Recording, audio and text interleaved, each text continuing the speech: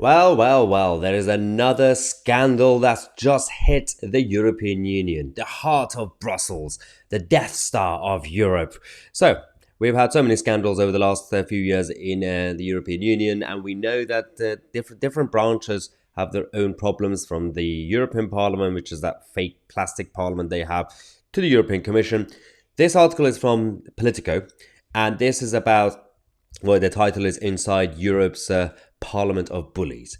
A political investigation uncovers the hidden scale of intimidation and abuse at the heart of EU democracy. I'm not really sure why they can still call it EU democracy when there's no democracy in it, but okay.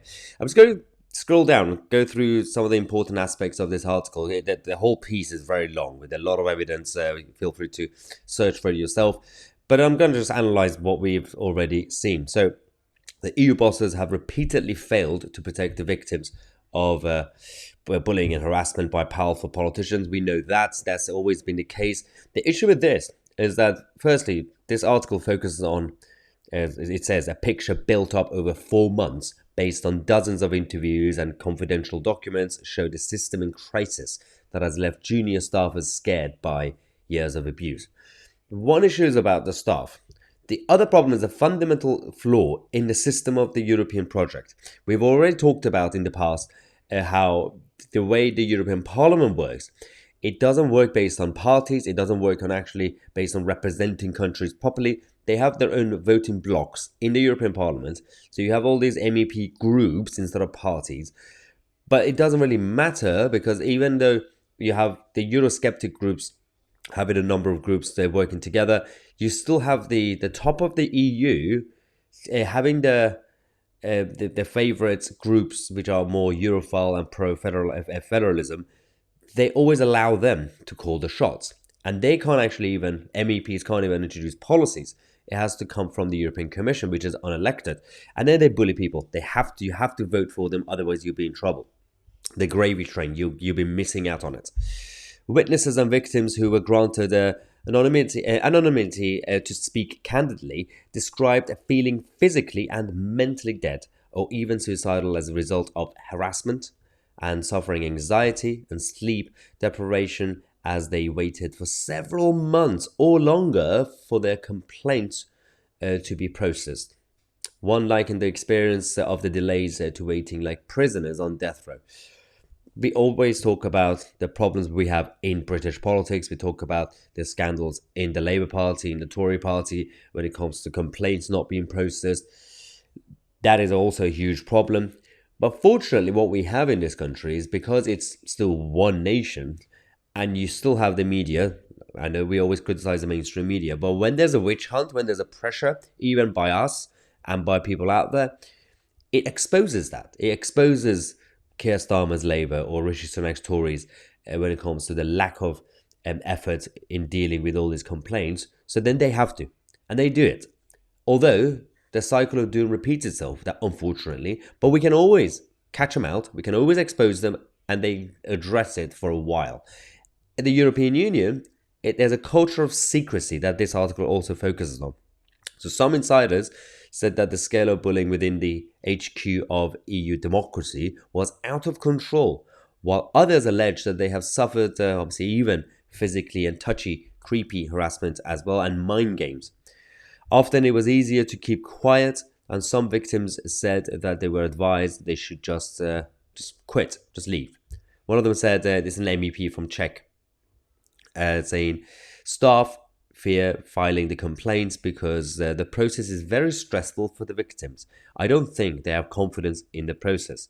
Now, the President of the European Parliament has ordered an internal overhaul designed to rapidly improve the process for handling these harassment claims. But after repeated calls to reform went unheeded, campaigners, victims and concerned MEPs are now worried that the chance will be missed yet again. Not only that, this story is in the Politico, and it's now being broadcast on this channel, but you're not going to hear it even in the European media outlets, because it's not really their concern. It completely undermines the illusion of this beautiful European project. And the European mainstream media outlets are very much federalists. They're very much pro-EU. They are very much also receive the gravy train freebies from the establishment of Brussels. So why should they criticize the same gravy train? So we are going to talk about this. Hopefully you'll be sharing this video and the political article as well. Otherwise, nobody is going to know about any of this. We always have the feeling of the culture of secrecy, but it's important to talk about the details. And this article goes through the details. Now, on last Thursday, MEPs backed demands to tighten the rules and streamline the procedure for dealing with all these mistreatments and everything else. But this investigation is based on conversations with 37 individuals with direct knowledge of the process. Now, they reveal a few things. I'm just going to go through this for you guys. 1. A process that is seen as off-putting to victims, biased in favor of MEPs, and subject to lengthy and unexplained delays, and leading only to weak sanctions for wrongdoing. That's one issue. Secondly, in the years from 2019 to 2021, so since Britain left the European Union, authorities opened 34 new cases of harassment. That includes touchy stuff and mental stuff, psychological stuff that was happening in Parliament. Thirdly, the reliable data showing the full scale of the problem either does not exist or is being kept secret by the authorities, despite multiple requests for details. So you can't even actually dig in. You can't even ask. Well, there's no such thing as Freedom of Information Act for them to find out this sort of stuff. Just 281 out of 705 MEPs have taken the voluntary anti-harassment training since 2019. How embarrassing is it that for a grown-up organization you have to have these trainings? It's so progressive, and they still do mistreatment. While there is no average time for processing a complaint, it can take as long as 2 years for a case to conclude. 2 years. And that's why this whole thing focuses on the Groundhog Day. It doesn't really get anywhere. The President of the Parliament also announced sanctions against 2 MEPs this year in 2023. But again, they're obviously both from the more left-leaning parties, both of them for psychological harassment. They are the only 2 MEPs to have been censured for bullying since this legislature was elected in 2019. Only 2 have been sanctioned, and the sanction has been weak because those cases got so big and so widespread. Then they had to do something about it. So the president of the parliament had to get involved, and that's just embarrassing. So at least two other MEPs from right-wing groups and a liberal group are also currently being investigated by parliamentary authorities. So that's going to take another 2 years. The handful of cases that have become public represent just the tip of the iceberg. So you can look at the actual details of the article. There's so many quotes that we have. Actually, this is quite interesting. One quote we have is, one assistant said, "Everybody knows that the situation of members harassing their staff is out of control," and saying, "I was absolutely physically and mentally dead."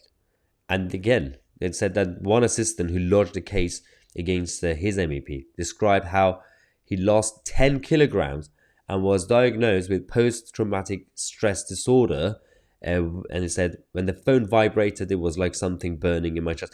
Although, when you hear these sort of stories, you also have to take it with a pinch of salt, because we have a lot of people working in the public sector or civil service, even in this country, who become slightly sensitive to any sort of criticism from their bosses. So we have to be objective.